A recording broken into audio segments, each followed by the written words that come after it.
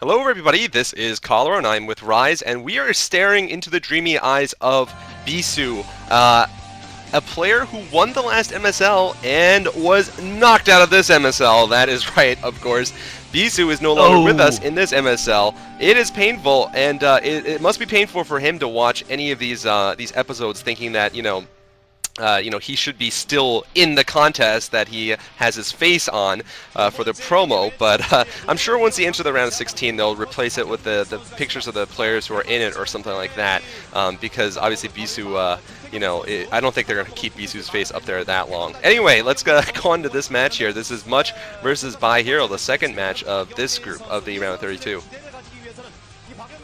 Yes, it is, and we have Much versus by.Hero, the Grandpa Toss himself versus the newbie Zerg that you've probably not heard of. Well, maybe you have, but really, he's not that established so far in the Pro League. He's got about 25 games under his belt, but this is his first MSL, and so he's got a lot to prove. Much, of course, one of the most creative players out there. Always an exciting guy to watch, although he tends to lack in the skill department in terms of the very top-tier Protoss. He's just barely a step below the 6 Dragons, I'd say. So, really, he's got a lot to prove.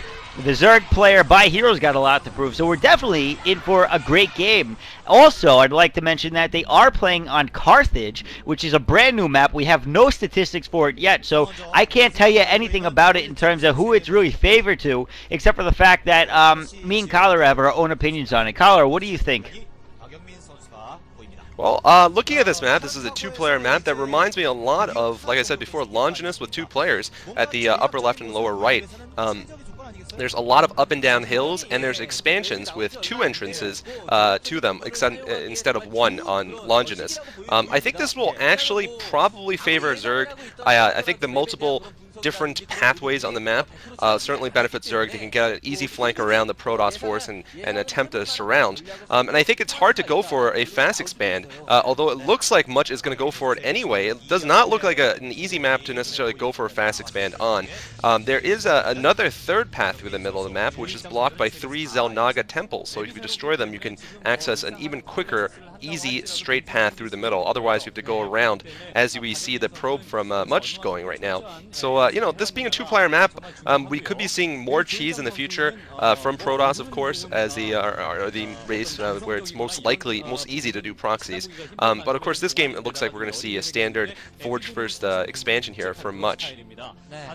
Yeah, I gotta agree, except for one little part. I wonder if the Forge expand is actually okay to go here, because if you look at, especially right around the natural expansion, the outcropping of the rock actually comes in a little bit further. It like wraps around a little bit, and so I think wide, though. Yeah, it is. But I think with a gateway and a couple of cannons, if you use the mineral line to help block, I think that you have a distance that is blockable versus some of the other maps that we've seen where you can come around the back and really just destroy the expansions, which does make it definitely a lot harder for the Protoss to hold. So, but we'll have to see. It's still a little early. It looks like the hatchery finally going down for by.Hero. I actually think that was a little bit late. It looks like Much is going to go for a Nexus before he goes cannons, and this is a pretty long map, so I think that he can do this with some confidence without having to worry about a Zergling rush. And I think his pylon is actually a little bit misplaced unless he's using that, unless he's planning on using the Nexus to help wall off a little bit. So interesting placement either way, and we'll have to see how that plays out if we see some sort of Zergling run by or something like that. Yeah, I mean, I haven't played a Protoss versus Zerg on here, but it does look like a map where it's possible we're going to see some unorthodox cannon placements, or non-standard ones, I guess, not unorthodox. But it looks like these are actually fairly standard, so maybe I'm wrong about that. I was thinking more like Destination, where the Protoss really has to figure out where to put their cannons, and it generally is behind their Nexus, in between the Nexus and the minerals. Anyway, we're seeing a double expand here, coming from the Zerg player. That upper right expansion, I don't know, it might be hard to hold, though, for either player. I think it has 2 entrances leading to it. It does. It has 2 ramps, 1 wide ramp and 1 narrow ramp, as we're seeing here. The probe is going up and down, so that is going to be a difficult expansion to hold. So I might take back the fact that it is I I think it is a Protoss favorite map. I don't know though. It remains to be seen. I think it's actually probably going to be somewhat equal between these two players is the most likely conclusion. It reminds me a little bit of Destination in some ways, with that extra base in the corner that the Zerg can pick up immediately. But anyway, we're seeing a very standard opening here, so it is going to be a test of mid-game strength between these two players.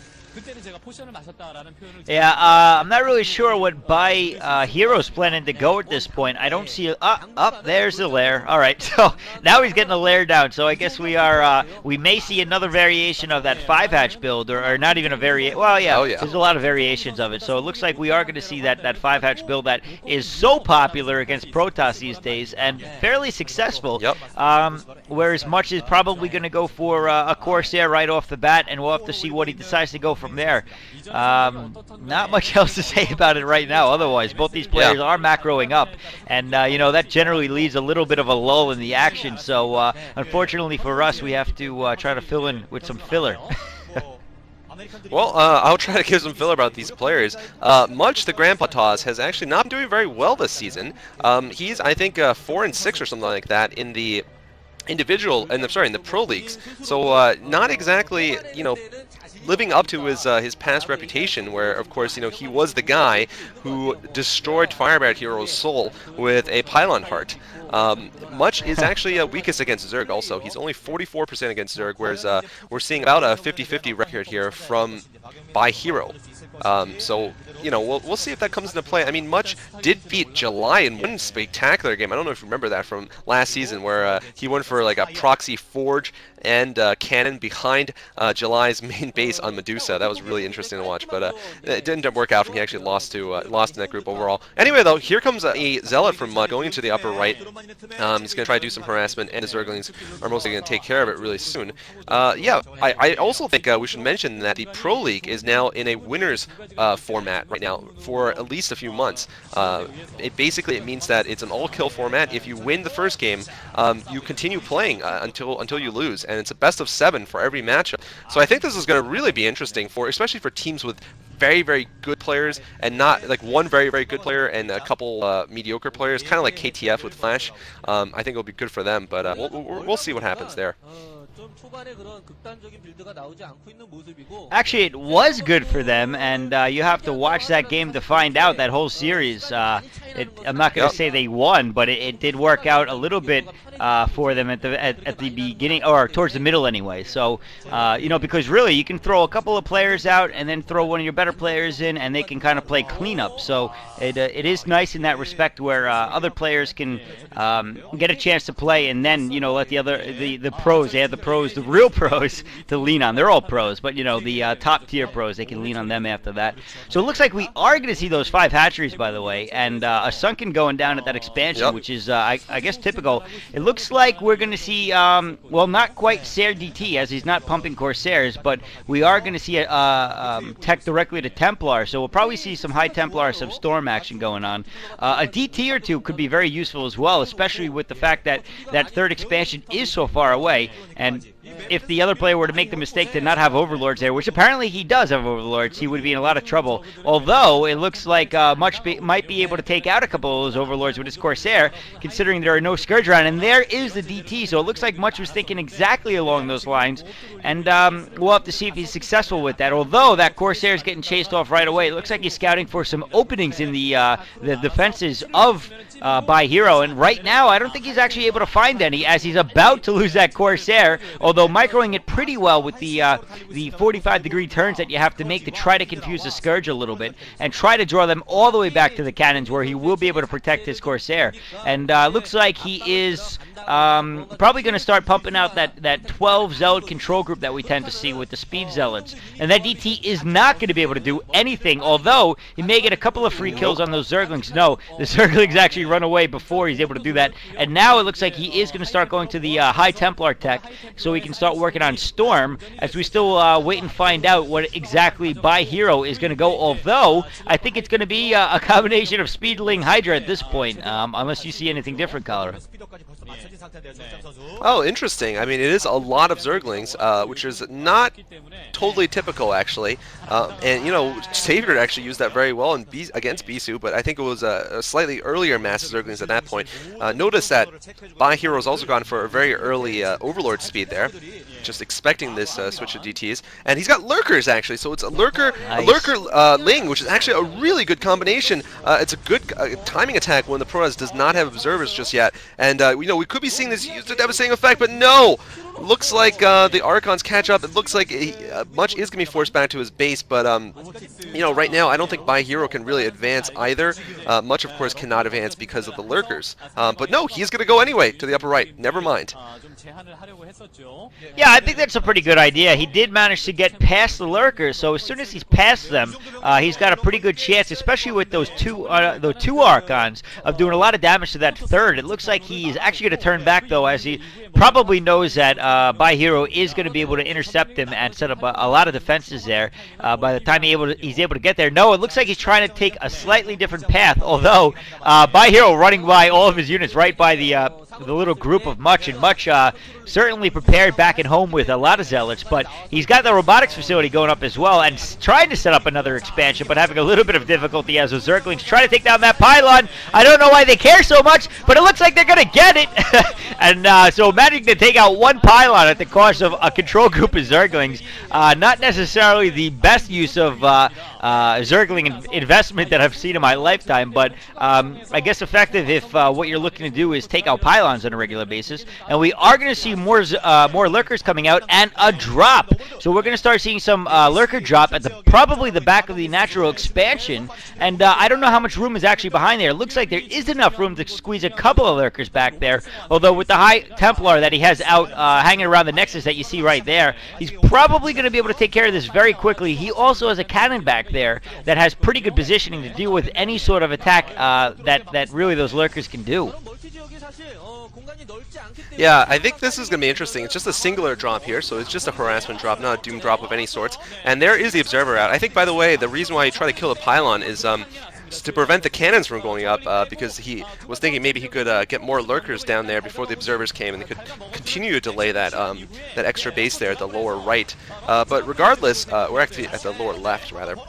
Regardless, a lot of Lings in the middle, but there's so many Archons there that there's going to be no way they can get up that hill. That ramp is going to be very, very hard. But, on the other hand, there are Lurkers now in the back of the base. Oh my god, there is a cannon there, but it does not matter. by.Hero is selectively targeting with those Lurkers there. That was definitely worth it. That was like it looked like a High Templar drop.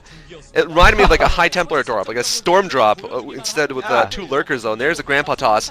Grandpa Toss looking a little bit angry there. Looking a little bit, you know, pissed off at this youngin who's messing around in his neighborhood. And, you know, we'll see if he turns out to be a senile old man, or he turns out to be Clint Eastwood in Gran Torino and really just kick some youngster ass here.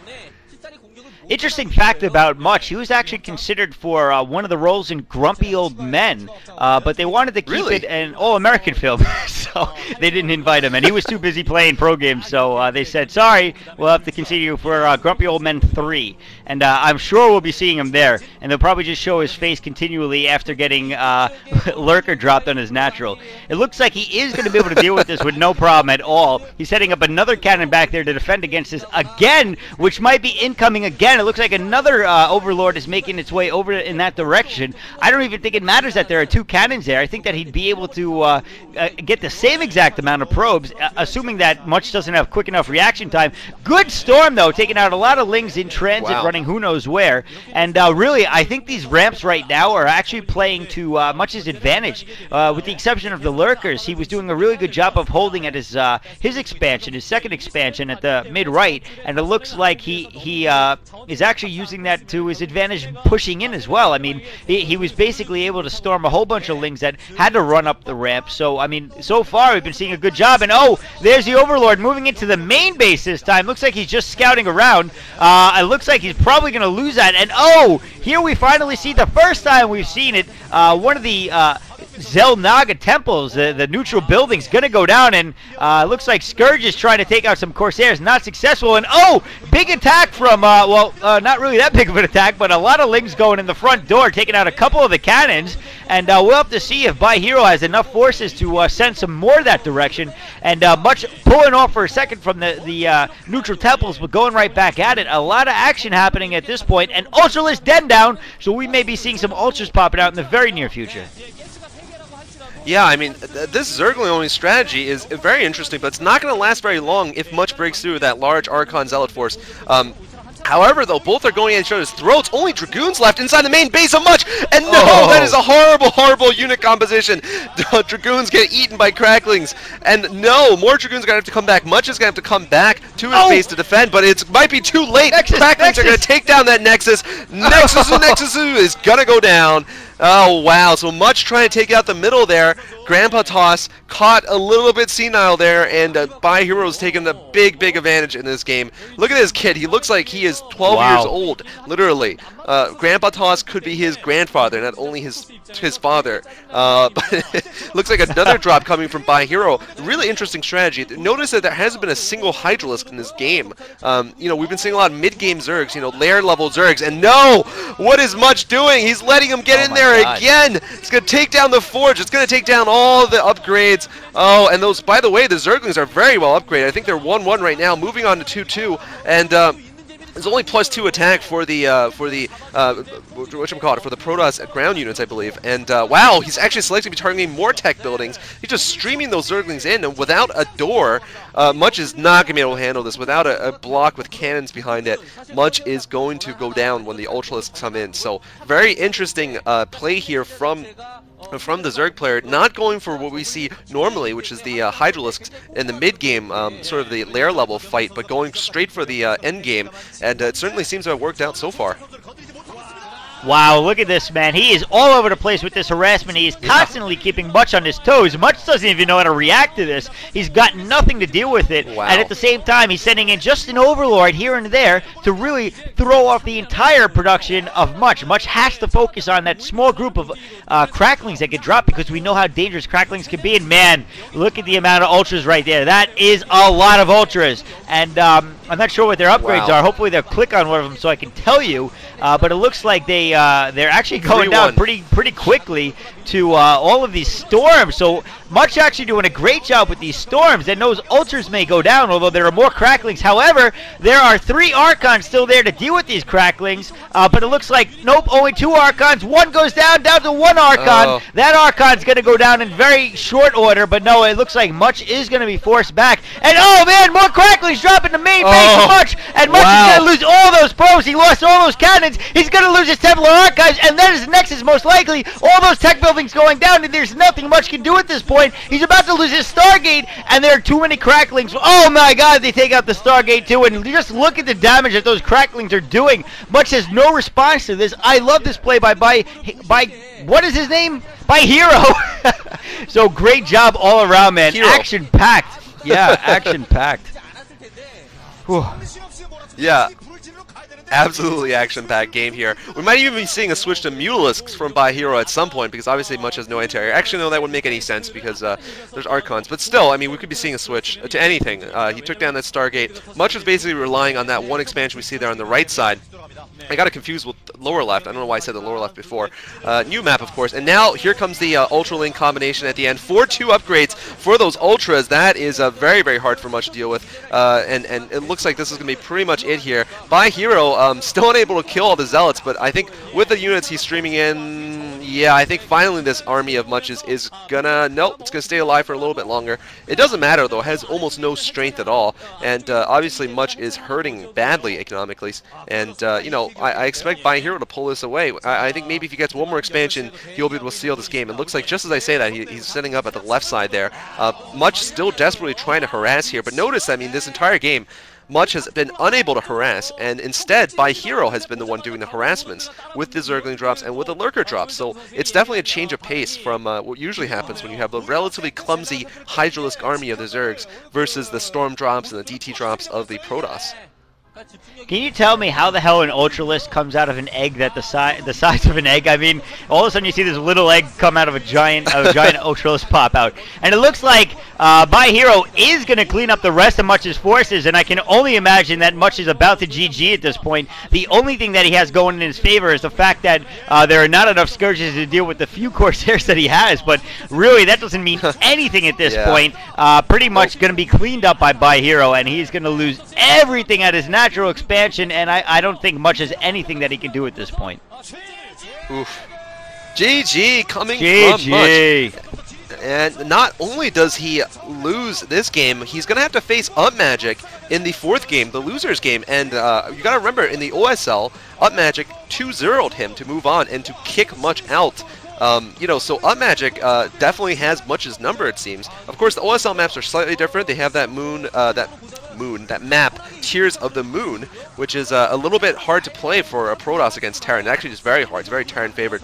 Ooh, Grandpa Toss looking a little unhappy there. Baby Toss here. Not exactly, he's not by Baby, of course, but he could be by Baby, the way he looks at least. Looking very young, but managing to play like a very experienced pro. And he's going to be up to face Yellow Arnak in the winner's game. Any quick predictions on that matchup? Well, I gotta say, I would slightly favor Yellow just because how Yellow's been playing lately, but it's gonna be interesting. Oh, he's not drinking Starbucks! He's drinking water. Where's his Starbucks? He's drinking water! Oh, that's his failure. He already had his bowel movement this morning, you know, so he's that was disgusting. Alright, let's move on to the next match. See you guys there. See ya.